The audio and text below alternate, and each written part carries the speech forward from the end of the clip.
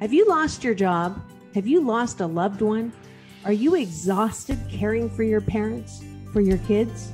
Well, you can find immediate relief when you read Sheila Mack's new #1 bestseller, Bootstraps and Bra Straps. It contains the Boots formula to move from rock bottom back into action in any situation, especially right now.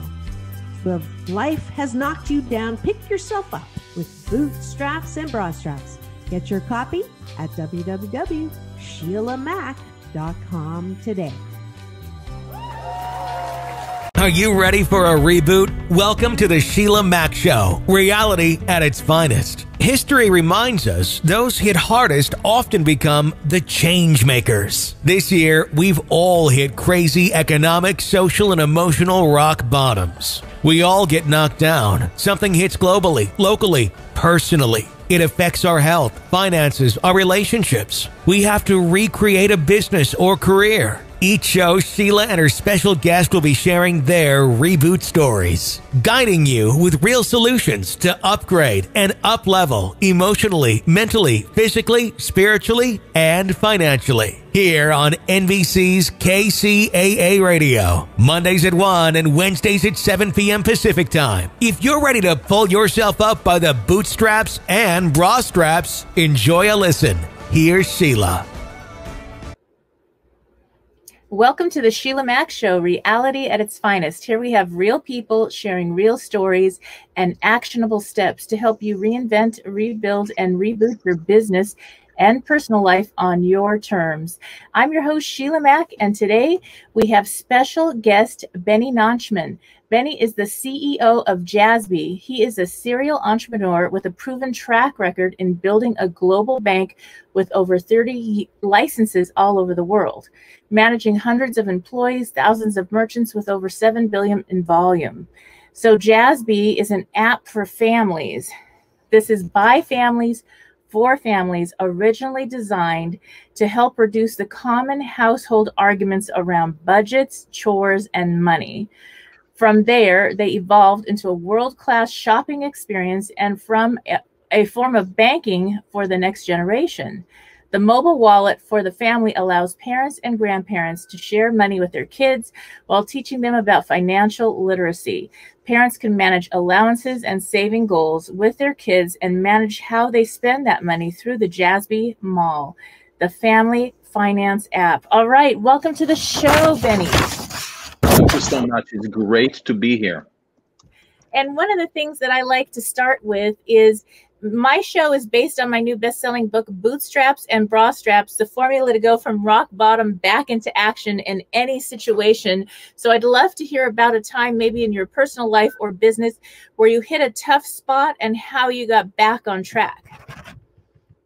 Oh, wow. That's like, how much time do you have? So look, I can tell you again, just top of my head, I've been doing this or building company for a while, and Jassby right now is my third company. So I had one when I was a kid in law school. It was a very small company in education space actually, and then since then I do mostly fintech, right, financial technology. But I can tell you that my previous company called REBOOTS, which is maybe the one that you were referring to before, which is a global acquiring bank, and we process thousands of merchants all over the world. Building a heavily regulated entity like that is super difficult. But I can tell you one of the things that maybe two things I'll tell you that I remember more than anything else, is that I started that company, REBOOTS, in 2007. And in 2008, we were running out of money, the initial investment, and it was time to raise money again. So I planned, the funding process, and it was scheduled to begin, I think about a month or two after Lehman Brothers. So obviously when we started the schedule and everything, I didn't know that that's going to happen.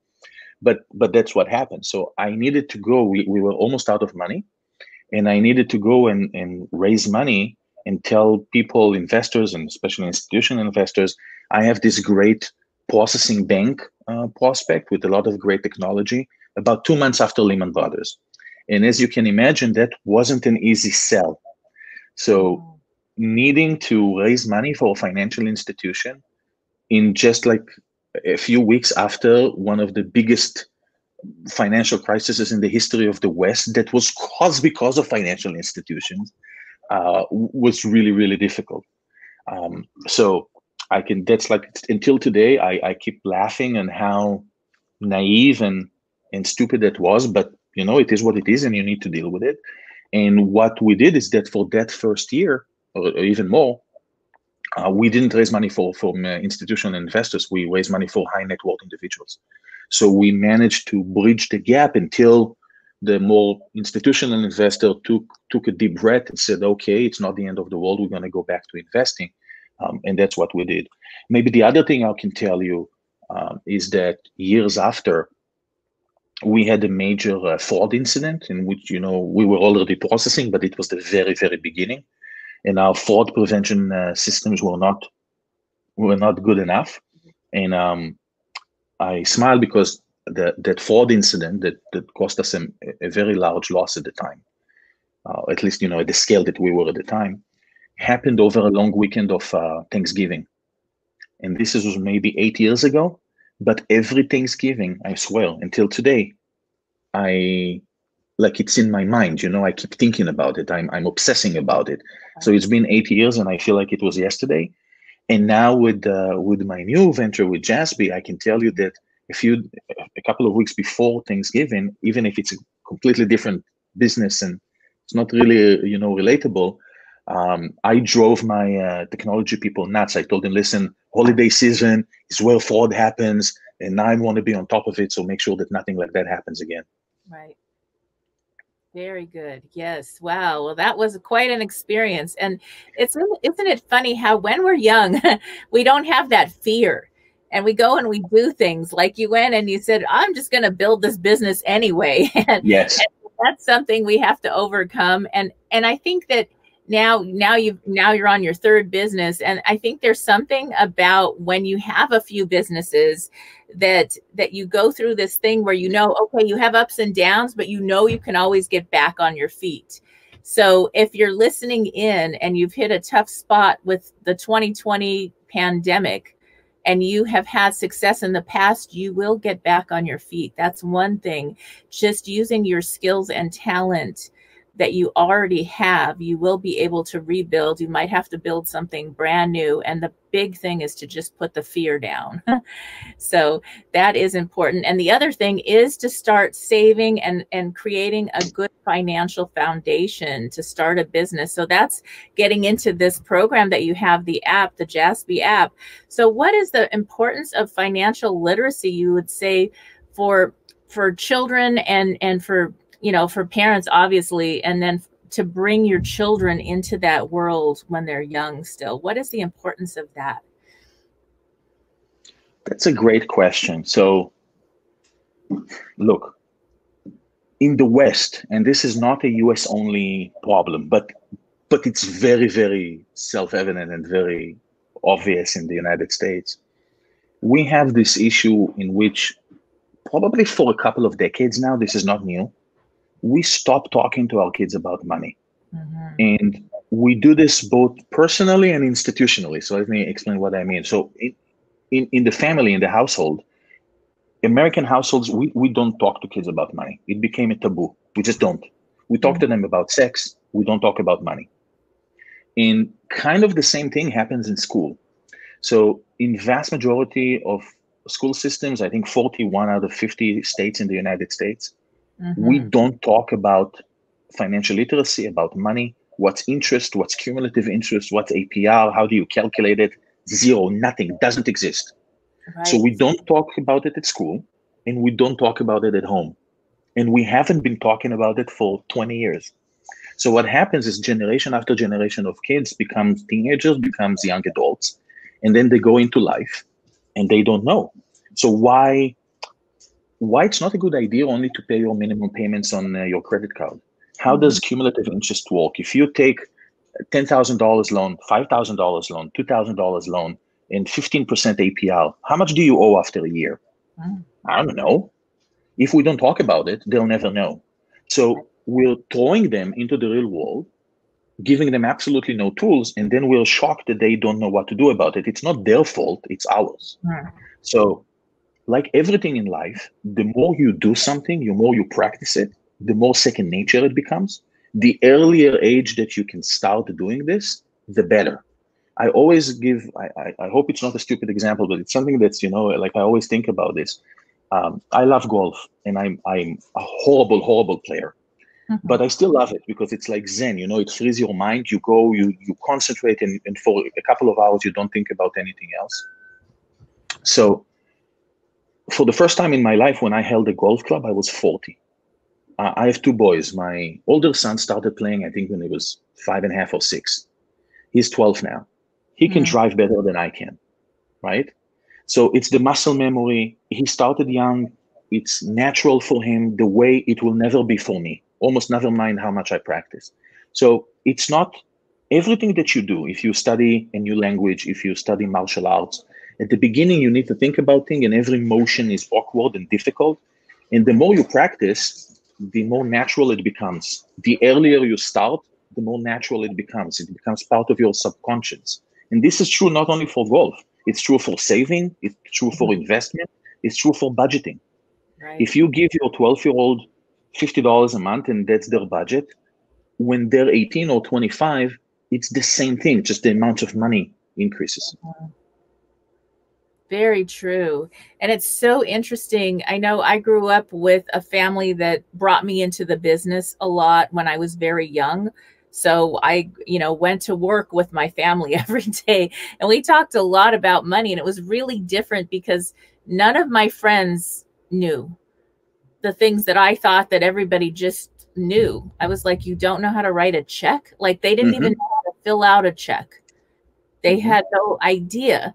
When we first, everybody started getting their checking accounts and we had to do these classes. This was like, I think it was a college class that we were taking when I first went to college, and nobody knew. And I was like, how do you not know? This is like breathing. And it was because of that exposure that it was just it was something normal, and very interesting, the difference that makes. And of course, yes. And then I also see that there's something about earning, whether you're doing chores as a young child, earning something to say, I did this, I completed this, I did this task, I earned this.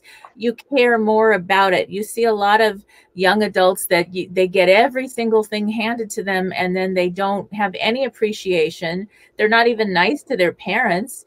And then, you see kids that are struggling or have had ups and downs, and they save money and they do everything they can to help and contribute.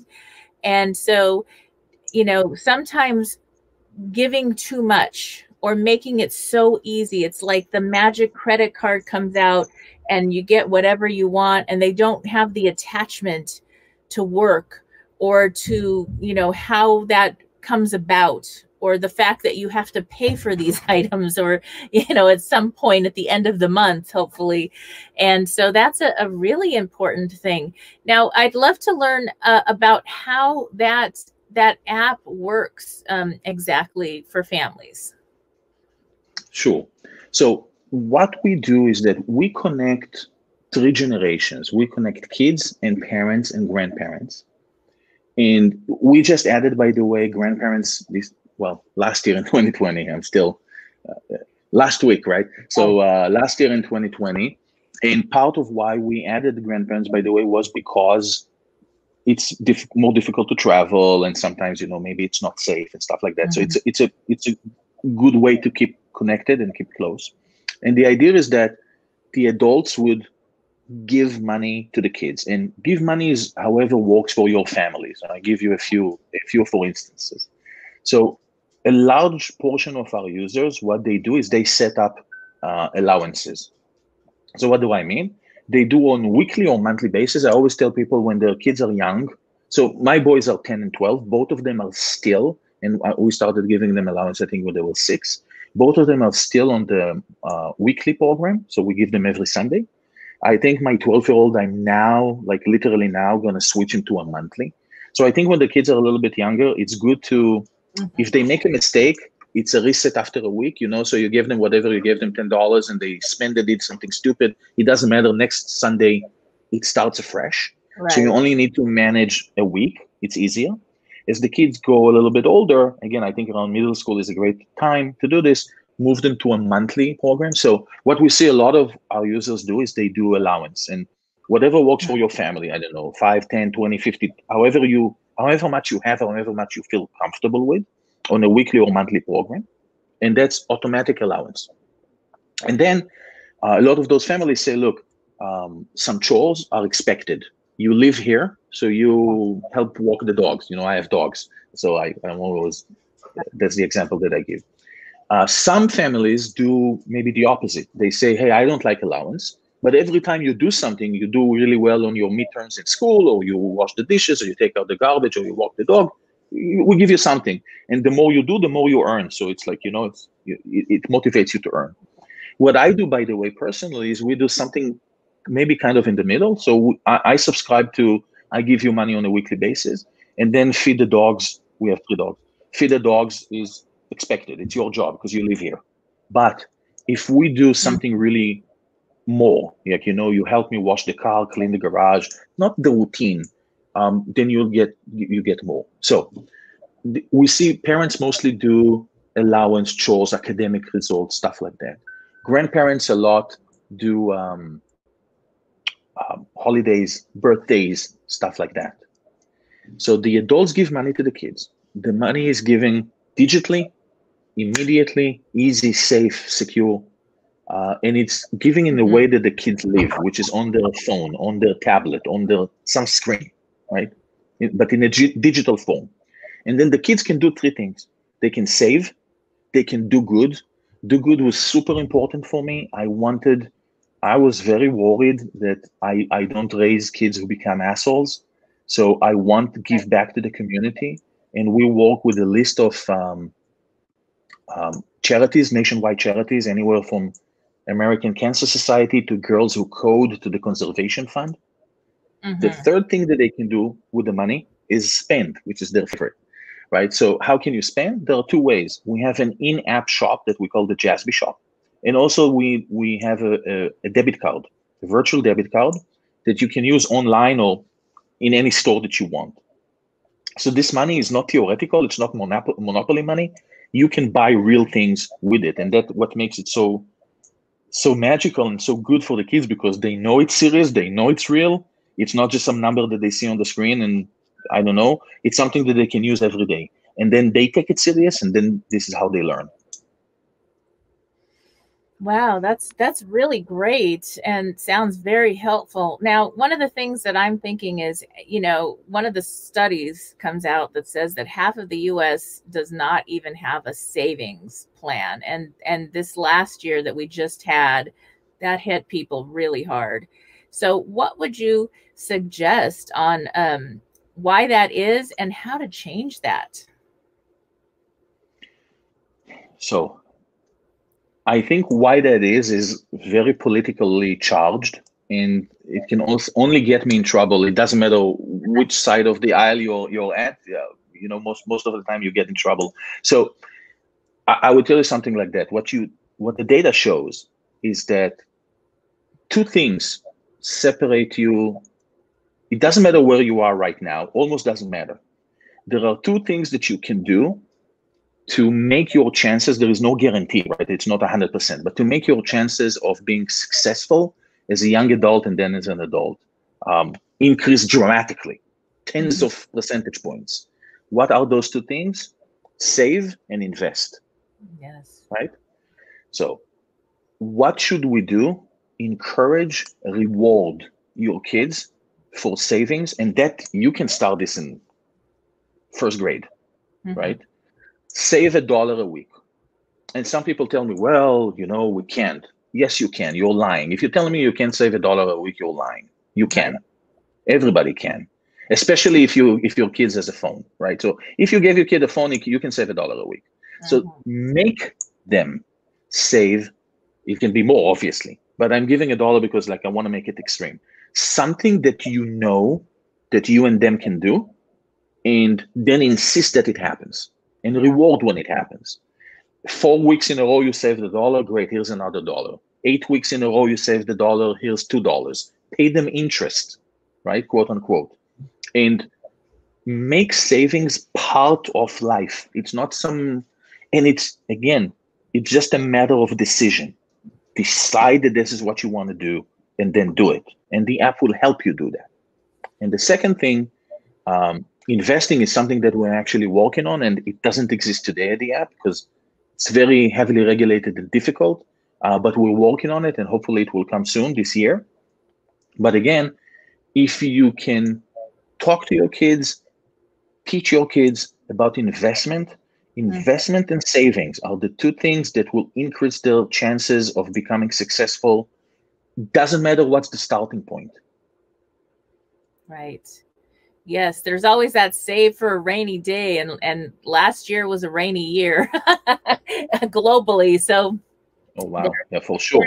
That was it. I mean, I remember being raised by grandparents for a lot of my younger life, and during that time, they were always telling me these things. And Grandma she went through the Spanish flu. She was born in 1908. So she went through the Spanish flu. She went through the Great Depression. She went through every single up and down, all kinds of crazy things. And so she had all this advice, and some of it was like, you know, that's kind of, really, do you think all people are like that? Or should we do this or that? Or no, it can't be that bad. And yes, you know, Grandma was right on a lot of things. I never imagined we would have another pandemic. And she always was like, you know, wash your hands and do this and that. And, you know, you never know. And I was like, oh, come on, you're just, you know, modern medicine. We're fine. We would never have such a thing anymore. And here we are. And so, you know, it's just common sense. And I think that's something that it's like you think somehow you're supposed to magically graduate high school and know all this stuff. And yet they don't teach it in school. And so now if you're listening in and you have children at home, parents, this is such a gift of time because you have more time with your children. Think about it. Usually our children are awake more hours in school than they are at home. And so maybe you have to cut back your hours at work or something, but this is going to be your investment in your children and their futures to instill your values and teach them things about how to save money that's going to make the difference in the long run for their life and the future that we don't know about yet, but you know, it's going to make a big difference. It's a lot easier to get through something when you have something set aside. Oh, you know, in the knowledge. So think about it. If you start teaching your kids about saving, investments, interests, small things, you don't have to be an expert. So, you know, a lot of, I think the reason people don't talk about money at home is like twofold. Mostly what I hear is that people say, well, I'm not an expert. I'm not sure. How would I explain something like that? And second is because a lot of people feel I don't save personally. So who am I to tell my kids to save, you know, like this personal, right? So I always tell them, one, as to the knowledge part, man, like you know more than your 12-year-old, believe me. And if you're one in a million that your 12-year-old knows better than you, congratulations, he's the next Warren Buffett. But for the other 999,999, whatever, it's not like that. So you know more about money than your 12-year-old, go talk to them about it. And even if you don't do it personally, so what? There's tons of things that we don't have to be perfect. And, you know, if you really feel that you're not good, let's do it together. Tell your kids, listen, I'm not perfect. I'm not saying that I'm saving all that I should. You know, maybe we'll do a challenge. You save $1, I save 50. You save 10, I save 50. Whatever. Doesn't matter. Make up a number. Something that you know that you can do.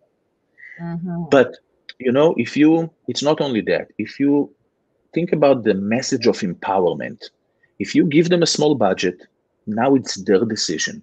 They're not these helpless, the message that you give them, you're not helpless sheep that I tell them exactly what you need to go and where to and what to do, what to buy at what price. Right. You have decision-making capabilities and start telling them that they are responsible, capable people as early as you can. Think about the empowerment that that gives them. And the last thing I would tell you, if you start this early, at 15, at 18, think about yourself, first year of college, your son, your daughter. I have sons, so I always think about boys. Think about your son at first year of college. If he knows for 5, 6, 7 years how to run a small budget, that he knows that he can save a little, that he has a little bit for a rainy day, a few $100s, it doesn't have to be a lot. Think about where it puts him compared to his peer that never know anything about this. Mm-hmm. It really does make a difference. Now, I wanted to ask you, what do you think is the key, going back to all the businesses you've started, what is the key to starting a business from zero to success? And what do you think people need to really start maybe a side business this year or a bigger business? What would you suggest if somebody wanted to get started in that?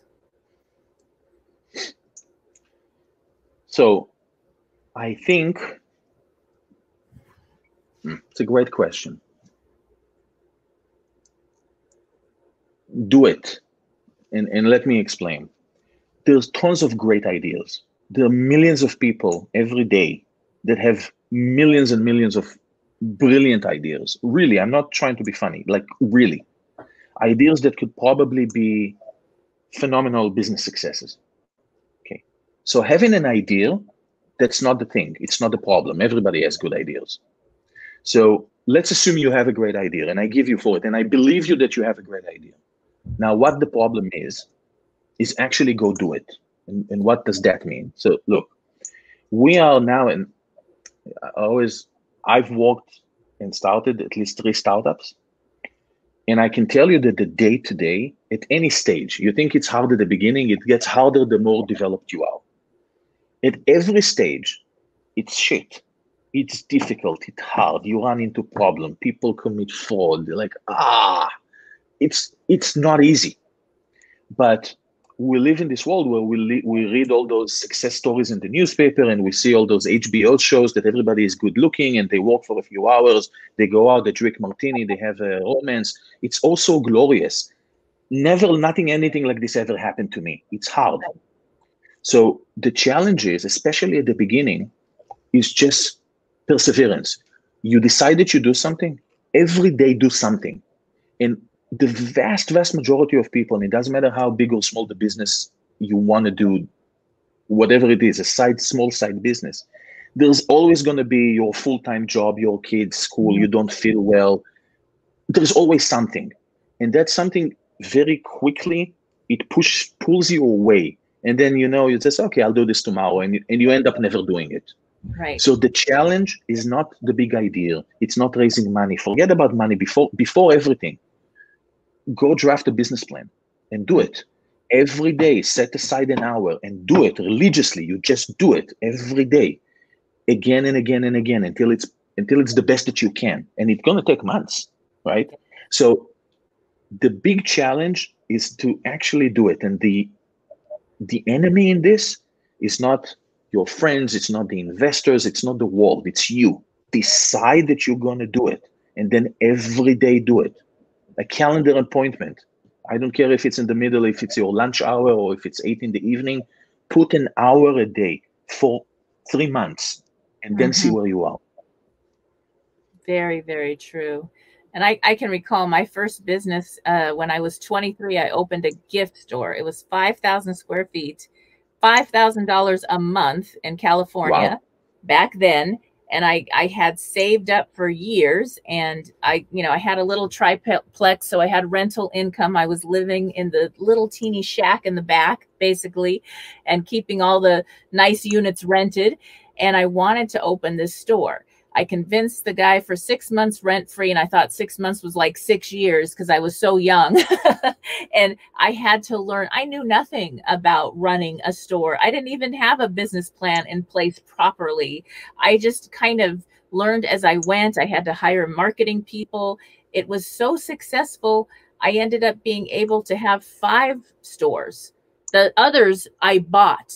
I didn't rent anymore. I purchased the buildings. Then later, what business am I really in?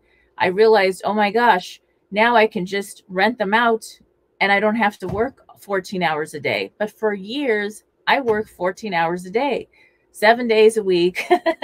And I had a nanny with the kids, and the kids were there learning about the store, and they learned about business. My children got to learn a lot about how to run a business because they were involved in a lot of, it was a family business, and we had a lot of fun there. But that was something that, it was a lot of hard work. And people think, oh, well, that was easy. No, it's never easy. And just like you say, and you have the people that, you know, surprise you, or somebody's supposed to be so nice and they're selling merchandise out the back door, and you catch them, and okay, well, I'll let you go, but I'm not going to send you to prison or whatever. You deal with that and you keep going, and you learn a lot. I learned so much starting the business. And I mean, I had to recreate everything after 3 months and figure out that what a 23-year-old thinks people want to buy is not what the people in the community were. More like 50s to 70-year-olds lived in that community mostly. And so I needed to have merchandise for them, not for what I wanted. So I had to change everything. So it was a huge learning curve, and it was a good decision. It really made a difference in my life and my kids' lives.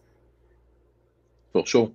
Yes. So even if you're starting a small business at home, working from home, something on the side, share it with your children. Just like this app, share what you're doing. Talk about it openly, even the ups and downs, the truth about it. So it's not this glamorous, oh, look, you know, mom or dad is making all this money. Great. I can go spend more money and have fun.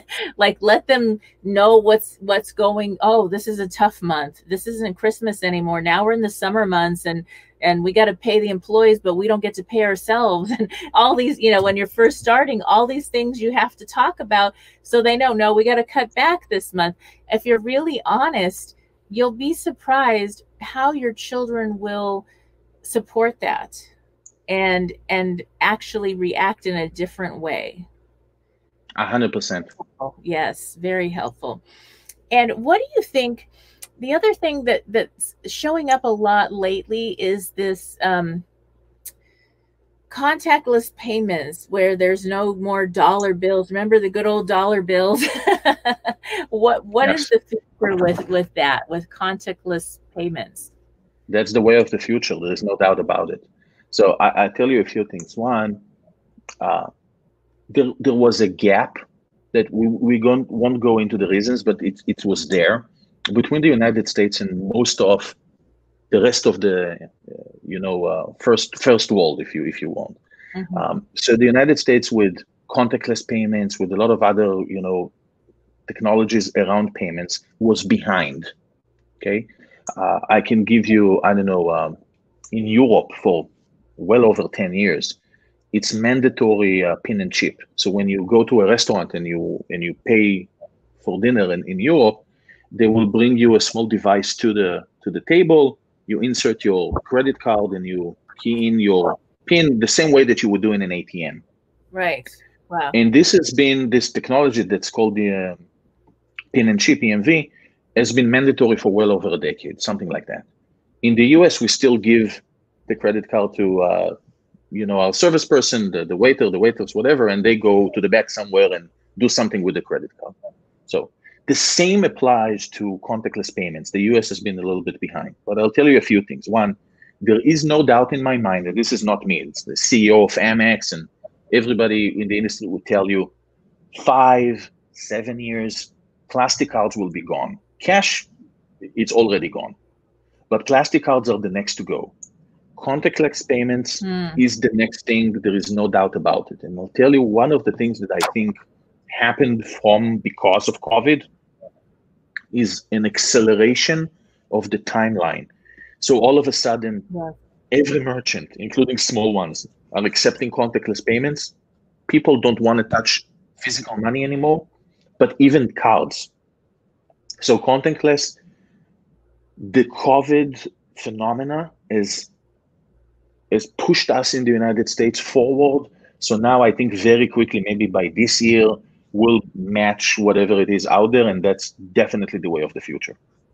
Wow. So we'll have to take some old money and frame it For- By the way, even now, you know that the vast majority of money in the world doesn't exist. Yes. So it's bits and bytes on the computer. There are no bills. Well, I kind of miss that, but I totally understand it, especially with COVID and having to do a lot more online now as far as that goes. And there is a lot more online. Part of your thing is you have on the program that you have on your app, you have an online store as well. What products are on that store, or what do you offer there? So one, go check it out. You can go, even if you don't have the app, you can go to shop.jassby.com, and Jassby is spelled Jassby. So just to have a look, go on your browser, shop.jassby.com. And what we sell is things that kids like. So it can be electronics, it can be video games, it can be, bracelets and some hats and shirts and stuff like that. Fun, cool things, I hope. Mm-hmm. And you can buy there. But again, you can sign up for the debit card. The debit card is free to use. The app is free to use. And then you can buy anywhere you want. So you're really not restricted to the shop in any way. You can buy anywhere you want online. You can buy anywhere you want physically. So if you do get out of the house and you do go physically, when everything goes back and we'll go out having a burger or a milkshake or whatnot, you can pay for all of this. Your kids can anywhere. Yes. Oh, that's great. All right. So you can get the app. It's Jassby. So if you just look on your apps on your cell phone, you're able to download it there as well.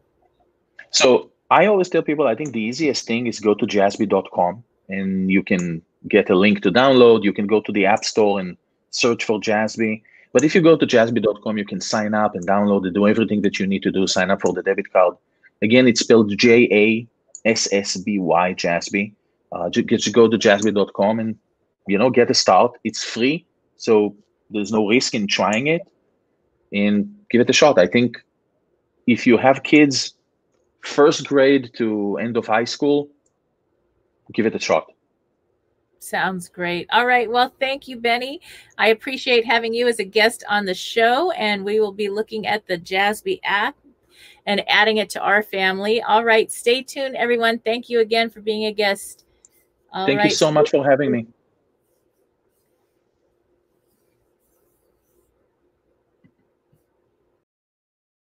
All right, if you are just tuning in, we had the CEO of Jassby, the family finance app. So Benny Nachman was on our interview today. And if you would like to get started with the 3-generation family app to help you and your family save money, then go to www.jassby.com.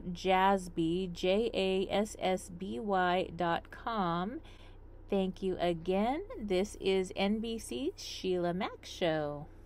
So I would love to share now a short chapter from my book, Bootstraps and Bra Straps, the formula to go from rock bottom back into action in any situation. And this chapter goes into using the Boots formula for your finances and investing. Take a listen. Chapter 5. Money Matters. Finance. Geneva showed up at my vacation rental with a car full of her belongings, everything she hadn't been able to fit in her small storage unit down the road. She told me she'd been moving from one vacation rental home to another, occasionally staying at friends' homes in between. She'd felt guided to visit me and had booked my rental for 3 days, but noticed it was available for the month. I don't have all the money at once, she told me. Can I pay as I go? I couldn't help but tell her yes. I knew she was in the right place. After she unpacked and got settled in, we sat outside on the deck for coffee and snacks. Soon, Geneva started to share about her own rock-bottom situation. She told me she used to own a beautiful 3-bedroom home and had been happily married with 2 grown sons. She had worked part-time for the school district and her husband was a props designer. She started to cry a little, but tried to hide it as, with a deep sigh, she continued. Geneva said she really loved that man and thought she had a rock-solid, honest husband. He was a bit of a slob and sometimes got angry with the kids, but he was a good provider and always very loving. She always trusted him and kept herself busy working and raising their kids. One day, the power went out at the house. When Geneva called the company to have a repairman come out, they told her that her service had been turned off due to unpaid bills. When her husband, who'd always paid the bills, got home, he explained that it had been a misunderstanding and he'd taken care of it, putting the bills on autopay so she didn't have to bother with them. Soon after that, Geneva went to make a phone call and discovered that the family's cell phone service had been disconnected. She was upset and concerned, so she drove over to her husband's job site. They told her that he hadn't been assigned to that site that day, even though that's where he told her he'd been working for the past 3 weeks. When he returned home, Geneva asked her husband, "How was work?" "Great," he answered. "We got a lot done and the project should be finished in a week or 2. She asked where he was working, and he told her the same site she had visited earlier that day. That's when it all came out. For most of their marriage, instead of working extra long hours, he was actually visiting his other family. Yes, he had a girlfriend, and together over the last 10 years or so of their marriage, he and she had 3 other children. Geneva had been minding her business, living what she felt was a pretty good and honest life, when boom, the bottom fell out from under her. Then, just like that, her husband left her alone in the shambles of their old life. Because he'd been in charge of their money and paying the bills, Geneva hadn't realized how behind they were. Everywhere she looked, all she saw were final notices and bill collectors. They were upside down on the house. She didn't have enough money to get current on the mortgage, and her credit was ruined. She said she went into a deep depression from the emotional and financial fallout. She just didn't know what to do. She didn't even know where to start. Geneva admitted that she drank too much for a while, oversleeping and calling out from her part-time work. When there was a downsizing wave, she was the first one to get fired. At this point in her story, Geneva was in full tears, with little bits of laughter and waves of anger, too.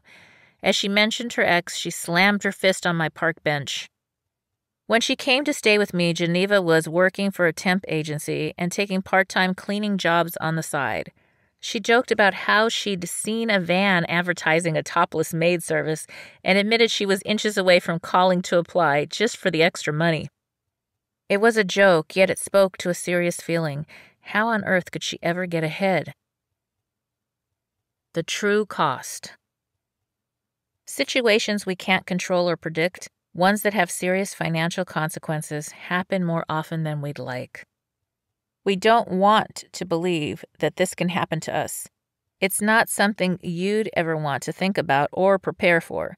Geneva had certainly never thought it was possible, but if the unexpected happens, you may find yourself in a financial pinch or even a financial catastrophe. Your financial circumstances change throughout your life, but when those changes are accompanied or even caused by a major life shift, that can lead to a rock bottom. Bouncing back from a financial rock bottom consists of 3 steps, which we'll look at in this chapter. Step 1. Evaluate where you are financially. The activity at the end of the chapter walks you through this step. Step 2. Use your resourcefulness to get where you need to be to support yourself and your family if you have children. Step 3. Once you have that stability, you can start looking for other opportunities to invest and potentially grow your money. Face the dragon. Whether you are going through a catastrophic event or financial hardship, the first step is to take an honest look at your financial picture. Maybe your husband did the finances. Maybe you did the finances and he helped do something else, but now you have to take over everything. If you've never had to manage your finances entirely on your own, or even if you have been in charge of your finances, you can learn how to manage them better. When you're going through the finances, it can feel like you have nothing left over after paying your bills. You almost want to give up or not even look. Just throw the bills in a drawer and worry about them when the money shows up. Then, once the drawer is full, you throw them on the floor of the closet, wondering where the money is going to come from. Your financial situation gets worse and worse until you can't even qualify to buy a vacuum. It happens. Financial stress is hard and scary. But there's something really empowering about taking an honest look at your financial situation and learning where to go from here. I call this facing the dragon. If you are behind in your bills, there are ways you can negotiate or make arrangements for your payments. People are so afraid to just pick up the phone and call the bill collector or credit card company. Call American Express and say, "Hey, I had a death in my family and I need more time to pay." Oftentimes, they'll give it to you. If your credit isn't good, I strongly suggest working with a credit repair service. Most of these services will actually write letters to your creditors on your behalf, removing or consolidating payments. After they get down to any bills that cannot be removed, many of them will actually get on a three-way call and help you go through the negotiations to lower your payments. If you are going about this alone, it may be best to have a friend or family member that you trust get on the line with you or review what to say prior to calling in. I've worked with hundreds of clients who've had to repair their credit to qualify for a home loan or who had to rebuild their score. If you're looking to take your finances to the next level this new year, I have a special course just for you. This is an individualized group course that holds people accountable and helps you get started. Along with the Jassby app and many other tools, it's great to be in a small group course. I do have some new course times that I have added to make room, and we are having a New Year's special this month. So let me tell you a bit more about it.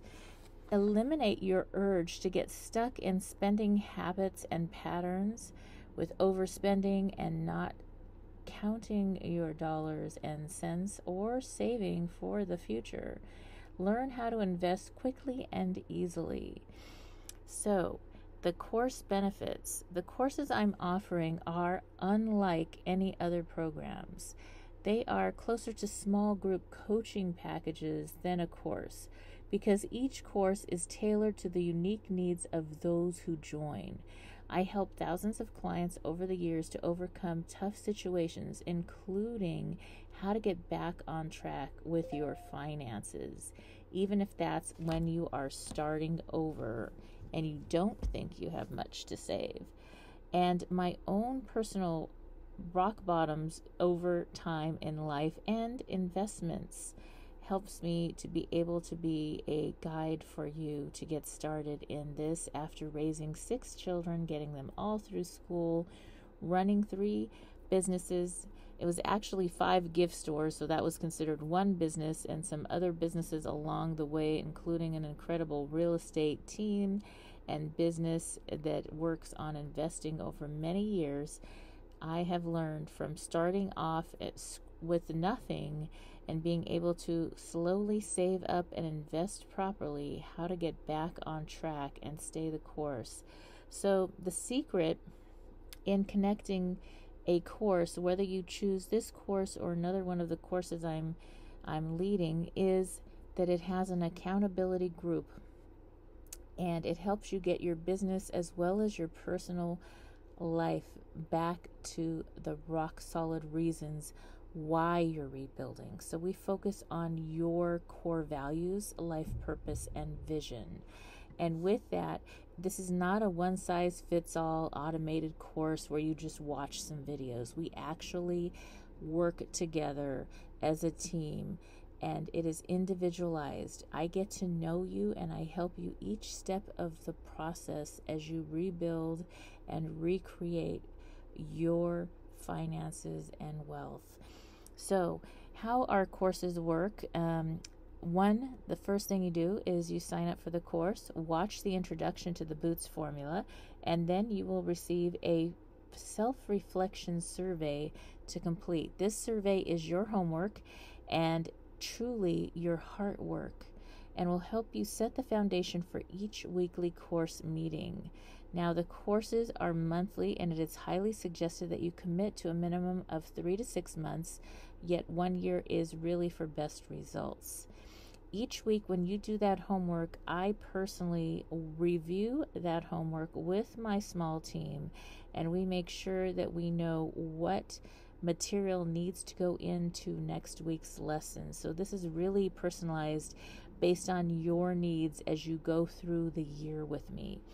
Now, during the first few months of working with my team and I, you will uncover the triggers and automatic responses that have been holding you trapped in your situation, and you will also learn how to start to immediately apply the Boots formula to your daily life and business. This is what makes the course so individualized. You literally are beginning to not only overcome your tough situation, but you're also actually starting to create an entire lifestyle design, one that truly serves you in your career, your relationships, your family life, your home, and your community. So you will start to enjoy the results as you continue your reboot process, taking the course that best addresses your particular needs at this time. So if getting your finances is something that you want to do this year, and you're looking for a small course, an accountability coach, and someone to help you get back on track, then check that out. No matter which course you're taking or what tough situation you are coming back from, it is the foundation that will bring you a solid ground where you'll be able to overcome any surprises or triggers that come your way this year. And that's because this course is highly individualized. And for a limited time, my team and I have opened up the schedule to allow for additional courses at the New Year's special discounted rate. You'll be saving 75% off the normal pricing when you sign up, and you'll be locked in at that lower price for the entire year, yet you are able to stop at any time you choose. It is 1 month at a time, so you can finally achieve the outcomes and goals you want and that you tend to struggle with every year. Put an end to that struggle this year. Make this year your year to get to the next level. These courses bring your rebooting results that you desire and connect you to the top resources to put your lifestyle design, your visions, and your mission into action. We help you to create your business, relationship, and life on your terms. So if you're ready to take the next step, go to SheilaMack.com today.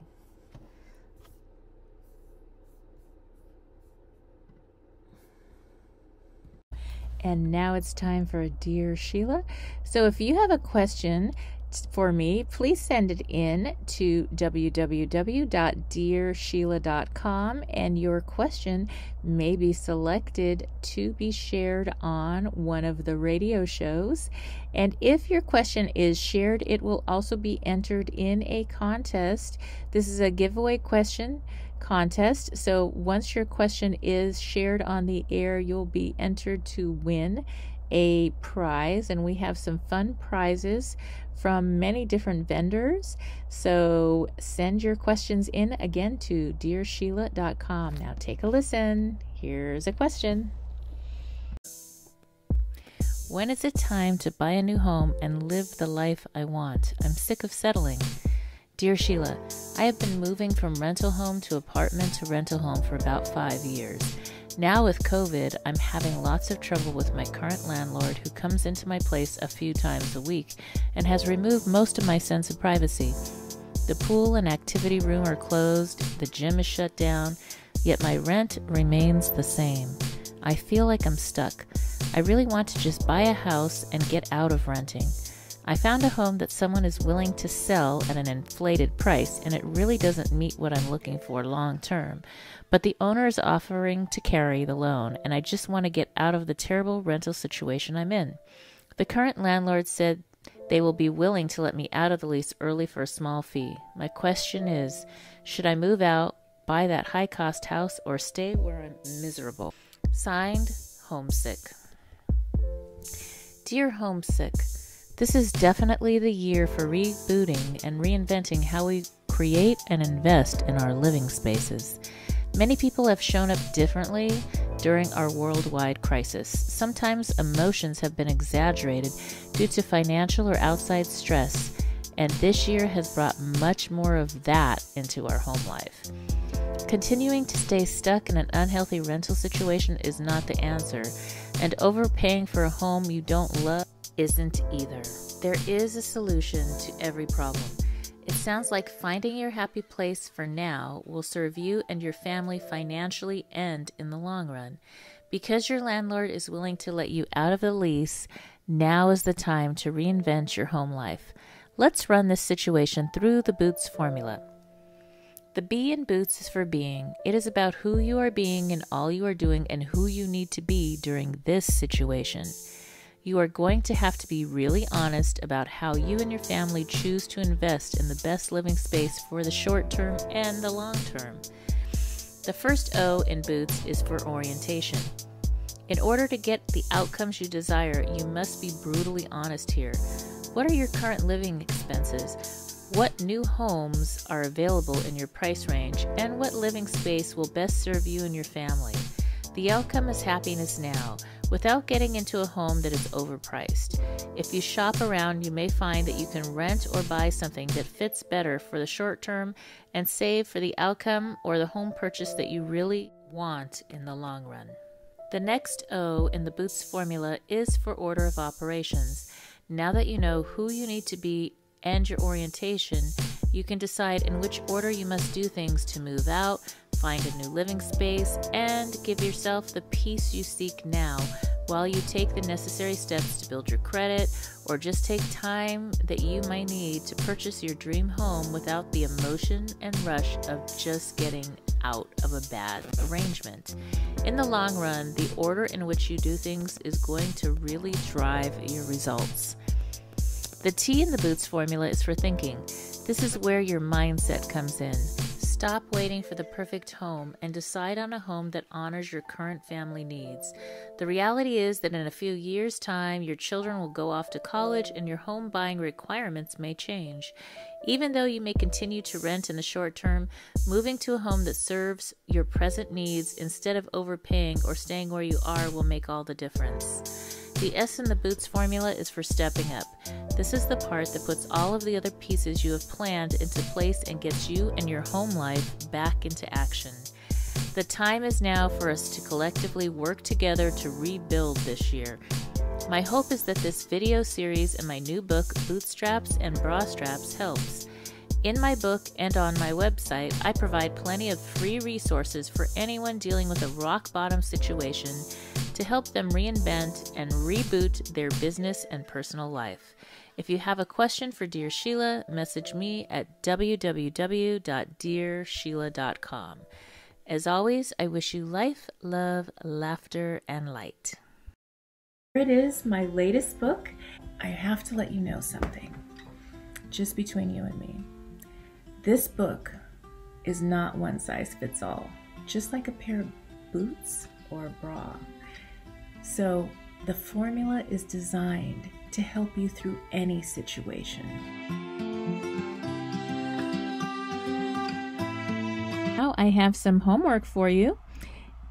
I would love for you to grab a copy of my new best-selling book, Bootstraps and Bra Straps, the formula to go from rock bottom back into action in any situation. It is now available on Audible as well as on Amazon and Kindle and at www.sheilamac.com.